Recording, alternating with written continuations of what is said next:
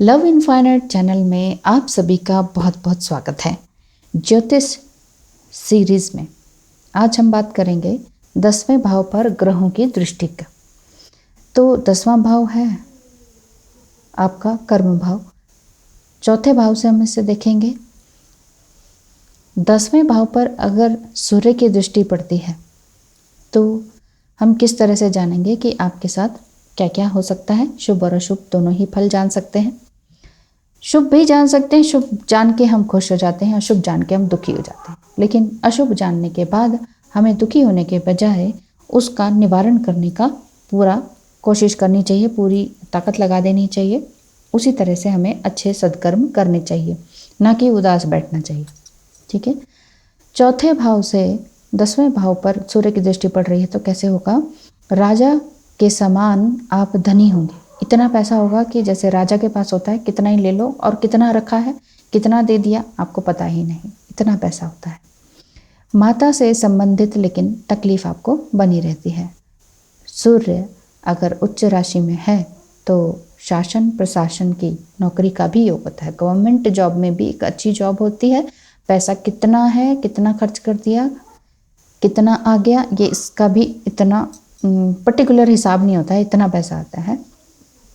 घर का भी बहुत अच्छा सुख रहता है और वाहन भी आपके पास खूब रहते हैं। बस माता से संबंध आपके तकलीफ दे होते हैं, या माता को तकलीफ होती है, या आपको माता के जो विचार हैं आपकी मदर के साथ मिलते जुलते नहीं हैं, ऐसा देखा जाता है।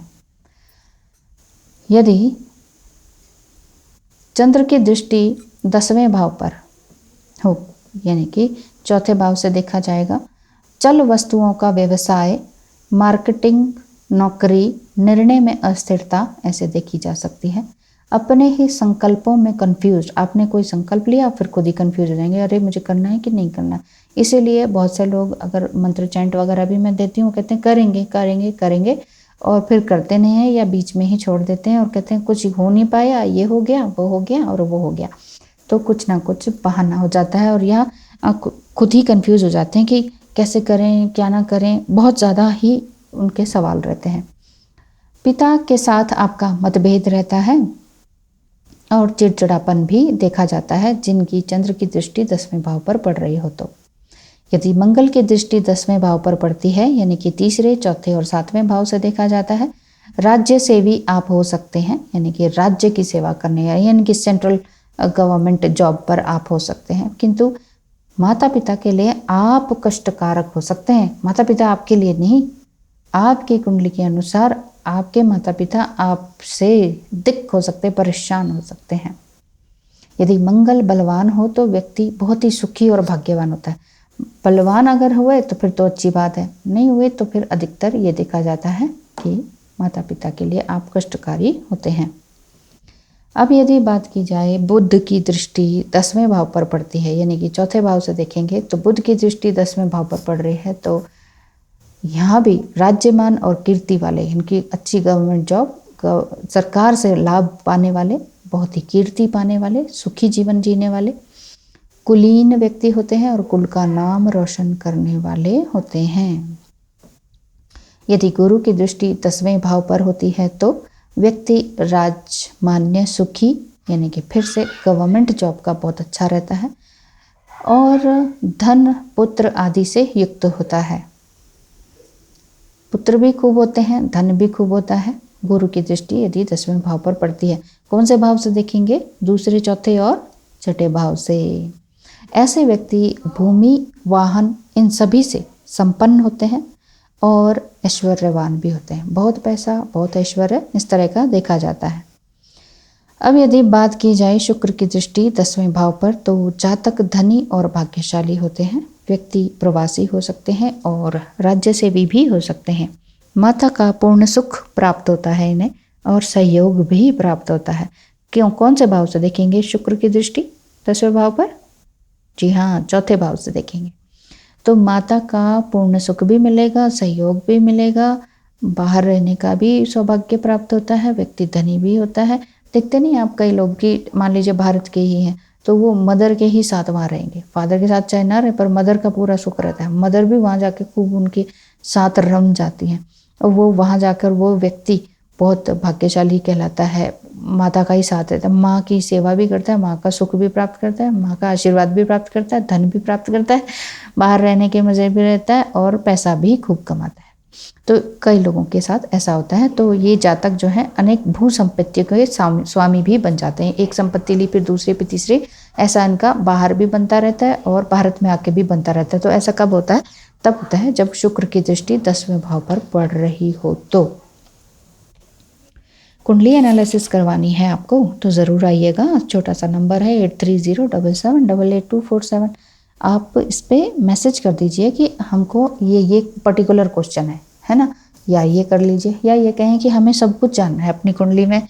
और सब कुछ जानने में तो मेरे कुछ 4-5 क्वेश्चंस होंगे मैं जो बताती हूँ, जैसे भाग्य रत्न होता है, आपका एस्ट्रोलॉजिकल फंडामेंटल डिटेल्स होती है, राशि क्या, नक्षत्र क्या है, आत्मा कारक ग्रह क्या है, ठीक है, और दशा अंतरदशा होती है। बाकी आपके सवालों के ऊपर डिपेंड करता है कि कितनी दशाओं तक जाना है, प्रत्यंतर दशा, सूक्ष्म दशा, या क्या और चीज़ देखना है। जातक के बारे में क्या हो सकता है, ऑल इन ऑल कंक्लूजन देती हूँ, गाइडेंस देती हूँ, रेमेडीज़ देती हूँ, ये सारी चीज़ें आती हैं। बाकी आपके क्वेश्चंस भी हो सकते हैं, तो वो सारी चीज़ें आप मुझसे करवा सकते हैं। कोई भी दिक्कत हो, कोई भी परेशानी हो, या अपने बच्चों के बारे में जानना चाहते हैं कि बच्चों का करियर कौन से फील्ड में ले जाएं इनको, या जिस फील्ड में उनका इंटरेस्ट है तो क्या ये सही है कि नहीं है, तो आगे क्या इनका 100% सक्सेसफुल रहेगा इसमें, या इनको जॉब करनी चाहिए या कोई बिजनेस करना चाहिए, इस तरह के भी सवाल हैं तो आप मुझसे पूछ सकते हैं। बच्चे की या अपने लव्ड वन की डिटेल्स को भेजकर। अब मैं बताती हूँ शनि की दृष्टि 10वें भाव पर पड़े। शनि की दृष्टि 10वें भाव पर पड़ेगी, पहले, चौथे और 8वें भाव से। तो जातक ऐसे पिता के सुख से वंचित हो सकते हैं, या तो पिता नहीं रहेंगे या पिता इनके साथ अच्छे मैचिंग इनकी नहीं हो पाती है। माता के लिए लेकिन कष्टकारक होते हैं, ये खुद माँ के लिए ठीक नहीं होते हैं और पिता के सुख से भी वंचित होते हैं। तो माता पिता का सुख और जो आशीर्वाद होता है ना, वो इनको मिल नहीं पाता। शनि की दृष्टि यदि 10वें भाव पर हो तो भूमि के अधिपति होते हैं, भूमि इनके पास होती है, राज्यमान और सुखी रहने वाले। वैसे सुखी रहते हैं लेकिन माता पिता का सुख नहीं मिल पाता है और उनको भी ये सुख नहीं दे पाते हैं, ऐसी बात हो जाती है। अब यदि बात करें राहु की दृष्टि 10वें भाव पर, तो दूसरे, चौथे और छठे भाव से देखी जाएगी, ठीक है। तो मातृ सुख से वंचित भी दिखाई देते हैं ऐसे जातक, और पिता के लिए भी कष्टकारक दिखाई देते हैं।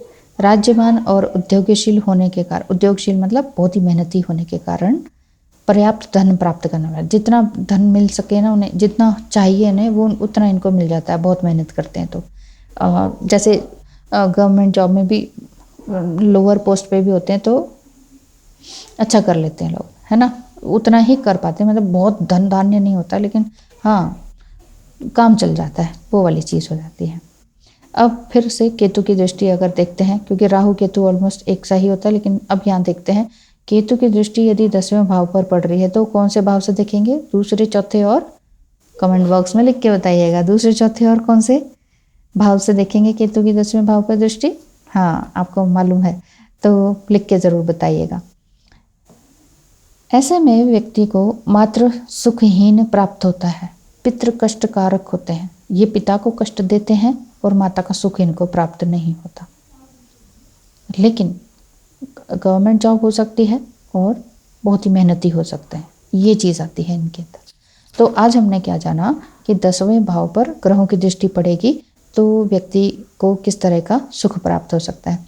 अधिकतर शासन प्रशासन, नौकरी, गवर्नमेंट जॉब, और गवर्नमेंट जॉब में भी छोटे और उच्च पद का भी इसमें दिखाई दे रहा है। अधिकतर को भूमि का लाभ ज़रूर मिलता है, पर शनि, राहु, केतु की दृष्टि और मंगल की भी दृष्टि व्यक्ति को माता पिता के सुख से वंचित करती है, माता पिता के आशीर्वाद को प्राप्त करने से वंचित करती है, माता पिता को सुख देने से भी वंचित कर देती है। ये थोड़ी सी दिक्कतें आ ही जाती हैं, कोई बात नहीं, लाइफ में समस्या रहती है, परंतु निवारण भी होता है। तो साथ ही अगर आपको करवानी हो कुंडली एनालिसिस, साथ में रेमेडीज़ और निवारण सब कुछ बताया जाता है, तो आप आइएगा ज़रूर। धन्यवाद वीडियो को पूरा देखने सुनने के लिए। नमस्कार।